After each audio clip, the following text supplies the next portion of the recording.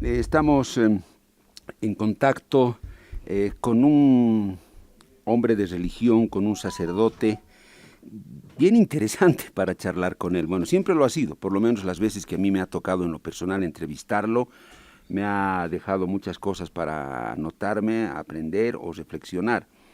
Tal vez por el carisma que tiene, ¿no? Y la forma particular de ser sacerdote, de ver la religión y de ver la vida que tiene Percy Galván, Monseñor Percy Galván, arzobispo de La Paz. ¿Por qué nos hemos contactado con él? Porque, claro, él es un hombre de los principales en este momento, representantes de la Iglesia Católica, por lo menos en nuestro departamento. Y la Iglesia hace poco se pronunció y dijo claramente, hay que cambiar el modelo. O sea, este modelo ya no da, este modelo económico, socialista, las cosas, ¿no?, que tienen los políticos, ya no da a la luz de lo que está viviendo el país. Claro, y la palabra de la Iglesia pesa mucho, ¿no? En Bolivia tiene un peso grande. Y por eso nos hemos contactado con el Monseñor Percy Galván, quien gentilmente, una vez más, aceptó hablar con nosotros. Monseñor, qué gusto recibirlo. Siempre es grato entablar una charla, una entrevista con usted. Bienvenido. Muchas gracias, Pedro. Siempre muy contento de poder acudir a la entrevista, al llamado de Radio Herbol, para poder un poquito expresar el pensamiento nuestro, pero también el de nuestra iglesia, ¿no? Hemos estado en constantes celebraciones. Ayer hemos abierto la Puerta Santa. Sin embargo, todos estos acontecimientos litúrgicos de oración no nos dejan de pensar en esta situación tan difícil que estamos atravesando en nuestro país. Y por eso, como conferencia episcopal, nos hemos expresado para expresar, en primer lugar, toda nuestra solidaridad y nuestra cercanía a las familias que están sufriendo las consecuencias de este modelo económico, de esta forma de administrar el país, y que realmente están pasando situaciones sumamente difíciles, ¿no? Los que tienen que ir al mercado y no alcanza para llevar el pan de cada día al hogar, los chicos que están estudiando y que piden pan, ¿no? Claro, en muchos sectores no se percibe esta realidad. Los productos cada vez subiendo un centavo, un boliviano que sube marca en las familias y en la gente. Y a nivel macro también sabemos perfectamente la situación tan difícil que está atravesando económica y políticamente en nuestro país.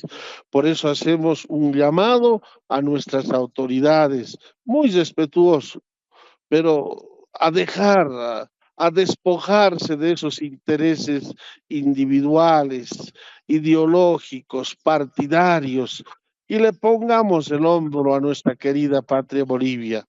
Sabemos que si todos le ponemos el hombro, vamos a salir adelante.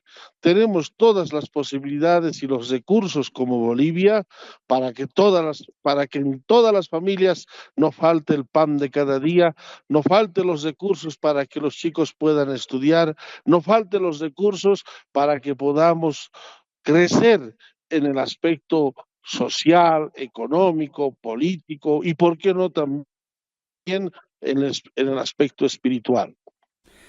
Monseñor, se me ha ocurrido una idea media loca, pero fantasiosa tal vez, pero la voy a compartir con usted. Usted me dirá, Monseñor Pedro Pecador, ¿cómo vas a estar ahí haciendo esas comparaciones? Pero vale la pena por la confianza que le tengo también. Monseñor, yo me imagino y digo, si Jesús o Dios bajara a gobernar, no sé, digo mi país, Bolivia, me lo veo a Jesús de presidente, decide bajar y gobernar. Yo voy a guiar a esta sociedad. Yo digo, Monseñor, Jesús o Dios, si se pone a gobernar en nuestro país, ¿cómo sería, no? ¿Tendría su bancada de oficialistas, el Señor? Buscaría a los 12 apóstoles otra vez, sumaría ahí otros 12 y a estos son mi bancada en el Parlamento. Ahora, ¿dónde están los pecadores? Identifíquenme a todos los pecadores. Juicio. A Chonchocoro los voy a llevar a todo lado. A San Pedro de Canto los voy a meter. Vengan los pecadores. Prosésenmelos en los juzgados, por favor. No sé, o estoy loco, monseñor. Me he puesto a pensar eso y digo, ¿qué haría Dios, no? Y Jesús, si decidiera gobernar. Pedro, yo creo que no es tan loca la idea, ¿no? De hecho, a través de su iglesia, Jesús ha venido al mundo para presentarnos un proyecto de vida. Y ese proyecto de vida se llama Reino de Dios, ¿no? En ese proyecto de vida están claramente establecidos los principios para vivir. En primer lugar, se nos presenta a un Dios que es Padre. Por lo tanto, nosotros, sus criaturas, los hombres de fe y las mujeres de fe, creemos que Dios es nuestro Padre y que a través de nuestros papás, de nuestras mamás, nos ha traído a este mundo y nos ha dado la vida y permite que vivamos, porque nosotros estamos en sus manos. Nadie de nosotros puede, dice la palabra de Dios, ni siquiera detener la caída de un pelo, ¿no? Nada podemos hacer, estamos en las manos del Señor y Él nos llamará en el momento que Él desee. El segundo principio, claro, es que si nosotros somos hijos de Dios, las relaciones que deben marcar nuestras relaciones sociales, económicas, políticas, comerciales, tienen que ser relaciones de hermanos. Y cuando uno habla de hermandad, cuando uno habla de fraternidad, está hablando pues de compartir las cosas difíciles y las cosas bellas. Y en este sentido, todos quieren recibir, nadie quiere dar. Es increíble, todos quieren ganar, nadie quiere perder. No, pues una familia tiene que compartirse lo bueno y lo malo. ¿No? En ese sentido, es fundamental ese criterio de fraternidad. En ese mismo proyecto del reino de Dios, Jesús nos dice que tenemos que tener una actitud de alteridad. O sea, más que pensar en mis propios intereses, tengo que pensar en el interés común. O sea, no me puedo yo acumular las cosas. Yo no me puedo enriquecer solito. Tenemos que crecer comunitariamente. Tenemos que mejorar juntos, ¿no? Y para esto está ese criterio de la solidaridad, del correr los riesgos juntos. O sea, los criterios para vivir, para un buen vivir al estilo de Jesús, están puestos sobre la mesa. Pero el egoísmo humano, que nosotros llamamos la acción del demonio, pues lleva en primer lugar el demonio. ¿Qué dice? De ahí viene la palabra diablo, diabolos. No son los hermanos que bailan en Oruro, sino son los que dividen, los que confrontan, los que pelean, los chismosos, los peleadores. Eso es diabolos en griego, ¿no? Y vemos, por ejemplo, nuestro parlamento tan dividido, tan confrontado, tan peleado. Eso no están regidos por los criterios del reino de Dios, sino por los criterios diabólicos. Y aquí no vamos a ir adelante nunca, ¿no? Entonces yo creo que es fundamental tomar esta luz del Espíritu Santo, poner en práctica esos criterios que Jesús nos trae en su proyecto de vida del reino de Dios. Y estoy seguro, algún político dice que en 100 días vamos a sacar eso.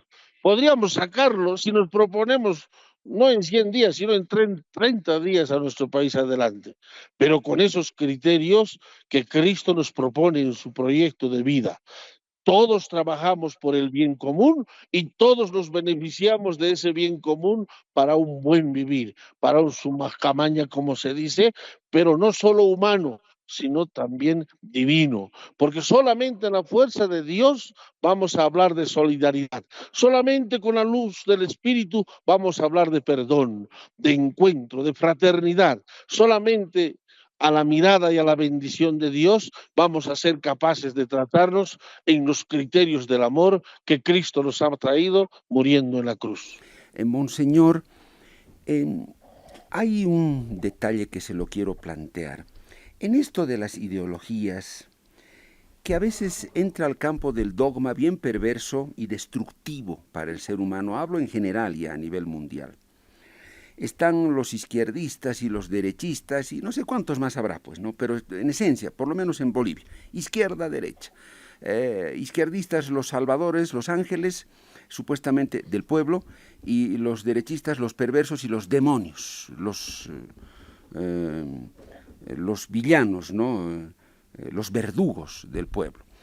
Monseñor, todos sabemos que estamos bajo un gobierno de izquierda hace ya casi 20 años. Y ellos asumen que al ser ellos los buenos y los paladines defensores del pueblo, tienen la verdad y el bien con ellos y la razón. Por lo tanto, la Iglesia también debería estar sumada a ellos, porque ellos representan el bien, representan el lado de los pobres, y la Iglesia automáticamente debería estar con ellos y nunca cuestionarlos. Por eso tuvieron problemas con la Iglesia, Monseñor, porque cuando la Iglesia se puso al frente y les dijo, oigan, a ver, ubíquense en lo que están haciendo, dijeron, oh, Iglesia desestabilizadora, curas políticos, ¿qué les pasa? Vayan a rezar a las iglesias, no se metan en esto. Monseñor, ¿cómo ve usted ese discurso de que la izquierda asume que son el bien, lo bueno, los ángeles? La Iglesia debería estar con ellos y si le cuestionan, qué terrible. ¿Cómo es que nos envenenan de esa manera, Monseñor? Sí, lo que guía a nuestra Iglesia Católica no son principios ideológicos. Los principios ideológicos normalmente defienden intereses, en este caso de una línea de izquierda o de una línea de derecha, pero también otro tipo de intereses, ¿no? Como hay, por ejemplo, todos estos movimientos activistas. La Iglesia Católica no defiende ninguna línea ideológica. La Iglesia Católica defiende y anuncia el proyecto de Dios. Y ese proyecto de Dios busca el bien común, busca el bien de todos. Por eso nosotros como iglesia lo hemos dicho en muchas oportunidades. A estas alturas del partido no se puede ser pues un socialista o un izquierdista recalcitrante, ni tampoco se puede ser pues uno de derecha extrema. De ambos lados hay que sacar las cosas buenas que ayudan a estructurar una sociedad para el bien común, para el bien de la mayoría, para el bien de todos.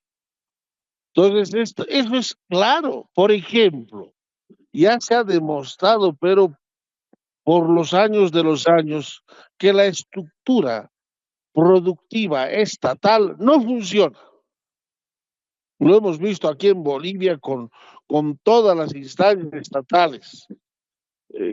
Hasta BOA no es rentable, administrado estatalmente. Entonces, ¿por qué insistir con eso? ¿Por qué seguir botando dinero en aquello simple y únicamente por defender una determinada ideología? ¿No? Entonces, en ese sentido, la Iglesia, con todo respeto, nosotros no somos políticos ni defendemos una ideología, pero queremos aportar con nuestra reflexión. Somos bolivianos, seres humanos que nos hemos formado y vivimos en esta tierra y tenemos la luz del Espíritu Santo y la fe, creemos tenerlo. Desde esa perspectiva decimos, ¿para qué insistir con ese tipo de modelos? Si eso no funciona, nunca ha funcionado, pero se sigue. ¿Cuánto del problema económico de divisas en Bolivia actualmente se debe a ese gasto, pero realmente incontrolado sin las empresas estatales que no producen nada. Todas son deficitarias, todas. Así el mismo gobierno lo ha informado. Por otro lado, en el sector de los derechistas se ha comprobado, por ejemplo, que el interés es solo el aspecto económico, sacrificando la dignidad humana, que permite la acumulación de unos pocos y el empobrecimiento de una mayoría. Pues eso hay que descartar, ¿no? Por ejemplo, nosotros, ¿por qué estamos enojados con los norteamericanos? Si pudiéramos tener relaciones diplomáticas, relaciones de negocios, relaciones cordiales. No, pero como esos son de la derecha, son lo peor, hay que eliminarlos si es posible. Ahí está, y ahora estamos sin dólares, ¿no? Pero si se tiene unas relaciones normales, protocolares, diplomáticas, para eso existen las embajadas, tendríamos todo el apoyo de este país del norte. No, pero porque tengo que defender una ideología, porque tengo que defender un interés partidario, porque yo me creo el descubridor de la pólvora, haciéndome más socialista y más comunista que Lenin o que Marx, voy a hacer que mi país, que mi comunidad tenga que pasar lo que está pasando. Entonces, desde esa perspectiva, nosotros damos nuestra opinión, porque la Iglesia Católica no está en las nubes. La Iglesia Católica está conformada por hombres y mujeres que hemos nacido en esta tierra, que trabajamos en esta tierra, que amamos esta tierra. No somos ángeles nosotros. Alguna vez dijo algún político, que esos curas se metan a las sacristías. Y yo dije, ese hermano político es un político de cuarta que no ha entendido lo que es hacer política, ¿no? Porque la política busca el bien común y la Iglesia, desde sus principios espirituales, apunta a eso, a que todos vivamos como hermanos en las iguales condiciones, en condiciones dignas de hijos de Dios y no en condiciones de pobreza, más todavía de infrahumanidad, es decir, en condiciones de calle. Estamos para eso, porque no estamos aquí solo y únicamente para hablar de los ángeles del cielo, sino de todos los seres humanos, para defender la vida y ver al ser humano como el centro de la creación de Dios. Estas dos últimas consultas que quiero hacerle al Monseñor Percy Galván, arzobispo de La Paz, a propósito de estas reflexiones que hace la Iglesia, el Monseñor las ha reforzado hoy, cuando dice, este es un modelo que ya no funciona porque la realidad lo está demostrando así, no es porque la Iglesia tenga una afinidad ideológica ni cosa por el estilo. Monseñor, si este modelo ya no da, este modelo que lo ha aplicado la izquierda, el socialismo como se le llama, entonces, Monseñor, ¿hacia dónde debe ser el viraje? O sea, ¿qué tenemos que reflexionar los bolivianos, más desde lo humano que desde lo político? Y los políticos también, ¿por qué no? Aunque sea mucha cosa, ¿no? Pedirles reflexión bien humana, muy difícil, pero no perderemos la esperanza. Entonces, ¿hacia dónde damos el viraje? Desde el lado socialista nos dirán seguramente, claro, pues quieren volver al capitalismo, quieren volver a la oligarquía neoliberal, eso es lo que quieren seguramente para volver a esclavizar al pueblo y saquear. La respuesta es esa. Monseñor, en términos más serenos, ¿a dónde entonces tendría que virar el país si no es este socialismo, entre comillas, que no ha dado resultados? ¿Cómo debemos reflexionar? Sí, y ya de alguna forma lo he sugerido en el anterior sector. Yo creo que estamos en la suficiente capacidad como bolivianos, como encargados del mundo político, de administrar este país para sacar lo bueno de la una propuesta y lo bueno de la otra propuesta. Por ejemplo, decíamos de los llamados partidos socialistas, de los llamados partidos de izquierda, sacar toda esa dimensión del humanismo, ¿no? De esa búsqueda de igualdad, pero no solamente de discurso, porque ese es el gran peligro, ¿no? De discurso fácilmente todos somos hermanos, como de hecho se llamaron de esa forma los hermanos del Partido Socialista, sino en la realidad, verdaderamente me preocupa la dimensión humana de mi pueblo y esa preocupación supone técnicas, supone estrategias, supone políticas adecuadas. Y eso es alimentos, y eso es formación, y eso es progreso, y eso es economía. Si el otro lado me da algunos criterios para producir aquello, ¿por qué no rescatar aquello? Y entonces recoger de esta capacidad de los partidos llamados de derecha y demás, recoger esa, esa cualidad de generar recursos, distribuirlos humanitariamente y así construir un buen vivir, despejado de radicalismos y de idealismos y de fanatismos y sobre todo de extremismos. No funcionan los extremos, así nos los ha demostrado la historia de la humanidad. Hagamos síntesis y como bolivianos lo podemos hacer. Más todavía, querido hermano, ¿cómo podemos nosotros, en este país de Bolivia que tiene tantas posibilidades?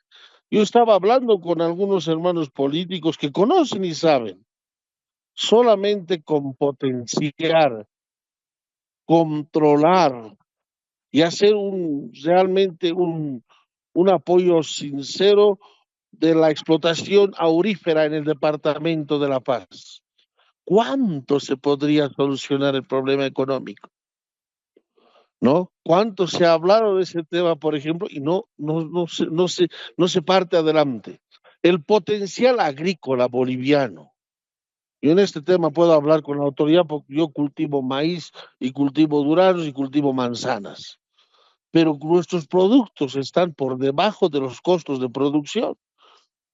¿Cómo no dar a esas instancias, por ejemplo, de los medianos productores agrícolas que llenamos los mercados de las ciudades, cómo no darnos unas políticas de ayuda, unos seguros de producción, para que así nuevamente nuestros campos, extensos campos del altiplano, de los valles y del oriente, nuevamente se vean poblados de producción?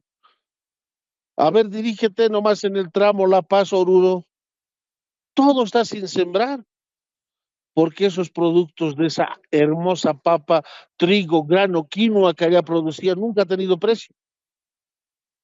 Entonces, yo creo que se tiene que hacer una síntesis de todo lo bueno que aporta aquellos dichos partidos de la izquierda, como de todo lo bueno que aporta aquellos partidos dichos de la derecha, y hacer una síntesis de esto bueno para el progreso de nuestro país. Monseñor, nuestros últimos 3 minutos, y los quiero cerrar con esto, con una reflexión que también seguro va a tener las características que usted le pone. Este socialismo que hemos vivido de los pobres, entre comillas, muy entre comillas, este socialismo que lo encabezó Evo Morales, sobre todo el MAS. Monseñor, ¿qué fue? ¿Fue una mentira? ¿Fue un fracaso? ¿Fue una utopía? ¿Fue una buena intención que muy rápido se agotó? ¿Cómo lo resumiría usted, Monseñor? Yo creo que buenas intenciones nunca dejaron de haber en estos hermanos que han llevado estos más de 20 años ya el gobierno. Pero no se trata solo de buenas intenciones. Es fundamental que ellos vean que tenían necesariamente que apuntarse a inversiones de producción. En todo ese año no se ha descubierto, como dicen los trabajadores de yacimientos, ni una garrafa de gas.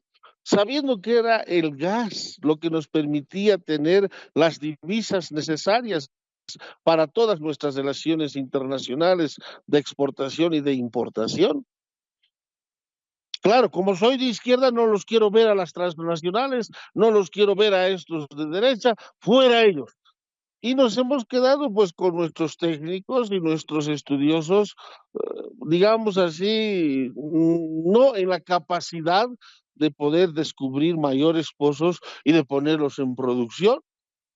Entonces, ha habido buena intención, pero no ha habido una buena ejecución. ¿Por qué se tiene que votar por votar a las instituciones que puedan aportar con su sabiduría, con su tecnología y su conocimiento?